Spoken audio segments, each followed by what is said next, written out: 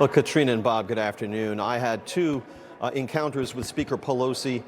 Both of them took place at her weekly news conferences on Capitol Hill when she was Speaker. In both of them, she became angry, and she ended the exchanges by saying nasty things to this reporter. Both of these took place in the context of the first Trump impeachment in late 2019. The first encounter, I asked her a question about competing legal privileges that were being asserted on the one hand by the whistleblower who was protecting his anonymity, and on the other by the president and his legal team who were asserting that ordinarily an accused individual such as President Trump was at that time should enjoy the Sixth Amendment right to confront his accuser. Speaker Pelosi responded to that question by beginning her answer to me by saying, "Well, Mr. Republican talking points," as if the Sixth Amendment were a Republican talking point. 2 weeks later, I attended her news conference again, and she absolutely refused to call on me, even though I was in the front row. And she was actually making eye contact with me deliberately and then sort of taunting me by calling on people around me. So I didn't get to ask a question. When she left that news conference, this was December 2019, with her back to me, I just shouted out my question, and it really caused her to kind of freak out, to use a kind of a technical term. Here's what that confrontation looked and sounded like in real time. Do you hate the president, Madam Speaker? Because I don't hate anybody. Representative Collins, I was raised in a Catholic house. We don't hate anybody, not anybody in the world. So don't accuse me. I did not accuse you. You did. I asked a question. You did. And Representative Collins yesterday suggested that the Democrats are doing this simply because they don't like the that guy. has nothing to do with it. Let me just say this. I think it's an important I point. think the president is a coward when it comes to helping our kids who are afraid of gun violence. So don't mess with me when it comes to words like that. Well, all hell broke loose, and I saw Manu Raju of CNN stand up and immediately say on live television, "I've ticked off the speaker a number of times, but nothing ever like this." There were memes like this that portrayed the speaker as Palpatine and me as her helpless victim of a blast of electricity or laser light coming from her finger.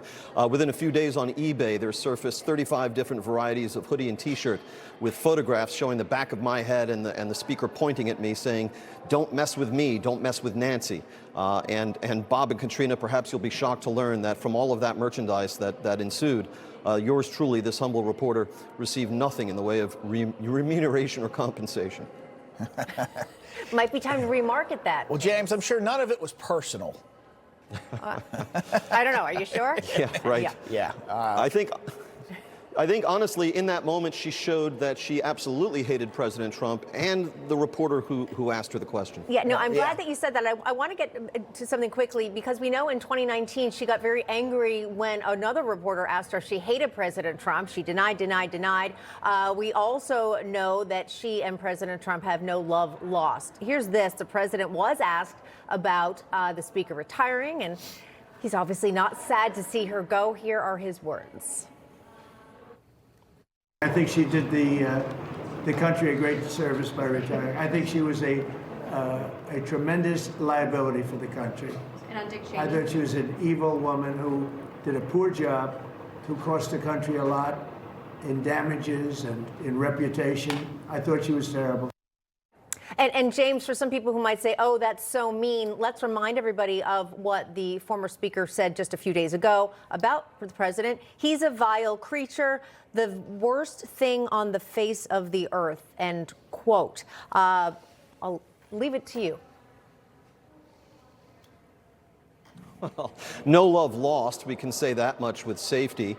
Look, you guys touched on this earlier in this segment.